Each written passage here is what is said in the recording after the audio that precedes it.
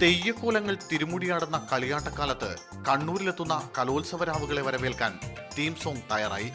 കണ്ണൂരിന്റെ സാംസ്കാരിക പാരമ്പര്യവും സമരചരിത്രവും പാരമ്പര്യവുമെല്ലാം ആലേഖനം ചെയ്തതാണ് തീം സോങ്. സാജു ഗംഗാധരൻ രചനയും സംവിധാനവും നിർവഹിച്ച തീം സോങ്ങിന്റെ രചന ബിനേഷ് കരുണനാണ്. കണ്ണൂരിലേക്ക് കലോത്സവം വരുമ്പോൾ ജനപങ്കാളിത്തം കൊണ്ടാണ് ശ്രദ്ധേയമാകാറ്. അങ്ങനെ ഒരു കൂട്ടായ്മ തന്നെയാണ് ഈ തീം സോങ്ങിന്റെ പിന്നിലുള്ളത്. മിക്കവാറും കണ്ണൂരിന്റെ പൈതൃകത്തെയും അതുപോലെ തന്നെ സംസ്കാരത്തെയും അടയാളപ്പെടുത്താനുള്ള ശ്രമിച്ചിട്ടുണ്ട്. ആദ്യ ഘട്ടത്തിൽ സൗഹൃദങ്ങളെ കുറിച്ചാണ് സംസാരിക്കുന്നത്.